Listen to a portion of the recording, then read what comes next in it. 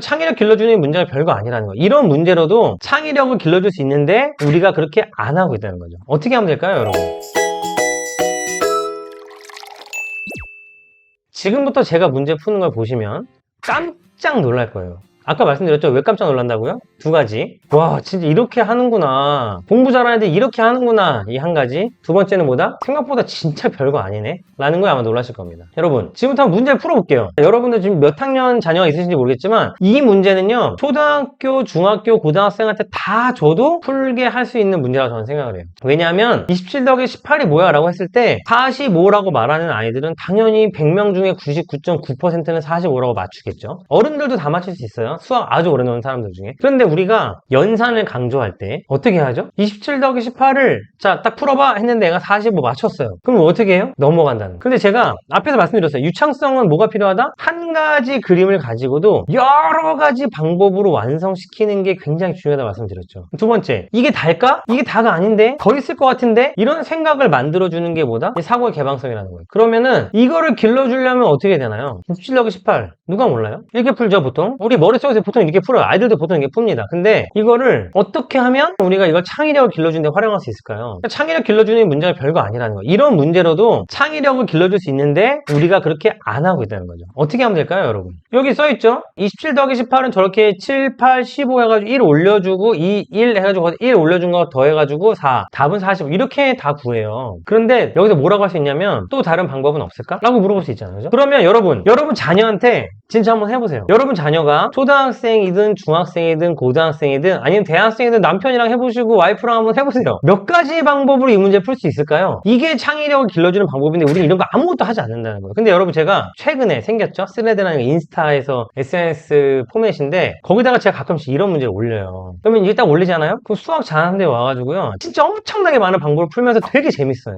그런 사람들이 어렸을 때부터 그런 훈련이 돼 있는 건데요. 첫 번째, 이런 방법 생각해 볼 수 있지 않을까요? 27은 30에서 3을 뺀 거잖아요. 30 더하기 18을 해서 48을 만든 다음에 거기서 얼마를 빼줘요? 3을 빼주면 되죠. 예, 그럼 얼마가 되나요? 그렇게 해도 똑같이 45가 나와요. 당연히 45가 나와야 되겠죠. 또, 자, 이거 얘기해 주잖아요? 그럼 애들이 또 비슷한 거 생각해내거든요? 어떤 방법도 생각해낼 수 있을까요? 중고등학생들이 저한테 왔을 때 20 더하기 18을 더 많은 방법으로 풀어봐 그러잖아요. 그럼 애들이 굉장히 당황해요. 아니, 이걸 어떻게 더 풀어요? 그런데 이걸 얘기해 주면 또 이런 방법도 있잖아요. 27은 30 더하기 3이어가지고 이렇게 계산했으면 이번에 또 어떻게 할까요? 27 더하기 18은 20에서 2를 뺀 거잖아요. 그러니까 27에다 20을 더한 다음에 2를 빼도 45가 나오죠. 뭐가 있을까요? 아, 그럼 차라리 이번에는 30하고 20을 먼저 더하고 거기서 3을 빼고 2를 빼는 방법도 있죠. 이런 거를 그림으로 하고 있는 애가 유창성이 좋다는 거예요. 우리가 이렇게 창의성을 기른다니까요. 또 이렇게 창의력을 평가해요.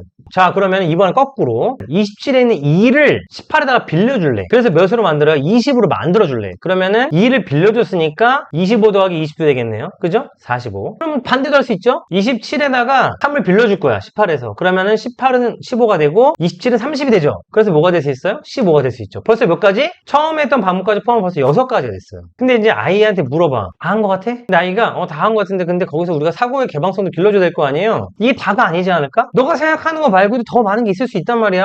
한번 생각을 해보자. 뭐가 더 있을까? 이런 질문들을 우리가 주위에서 해주면 창의성이 길러질 수 있다는 거죠. 이제 초등학생들 모아놓고 강의를 할 때 이런 걸 많이 해요. 애들 이런 거 딱 나오잖아요? 그러면은 막 손들고 근데 막 얘기들이 신나가지고 아까 얘기했던 거 또 얘기하고 막 엉뚱한 거 얘기하고 막 그러거든요. 괜찮아요. 냅둬야지 좀. 냅두고 다 대답해주고 그건 좀 아닌 것 같은데 야, 오 잘했어. 너 또 해봐. 야, 너는 어떻게 생각해? 진짜 와 근데 아까 그거 비슷한 거 아닐까? 좀 달라. 너 생각은 그렇구나. 이렇게 돼줘야 돼요. 이번에는 뭐냐면 난 25가 편하거든. 25 기준으로 생각해볼게. 27은 25에다 2를 더한 거고 25에서 7을 뺀 거니까 그러면 25가 두 개 있으니까 50인데 여기서 2 더하고 7 뺐으니까 마이너스 5. 또 뭐 있어요? 18 기준 생각하려고 하니까 27하고 18은 9 차이예요. 18에 2배를 한 다음에 얼마를 더 더해주면 돼요? 9를 더 더해주면 돼요. 그죠? 그래서 18 곱하기 2, 36에다가 9를 더해줘도 된다. 또 이번에는 나 그럼 아까 제일 쉬운 방법. 20에다가 7.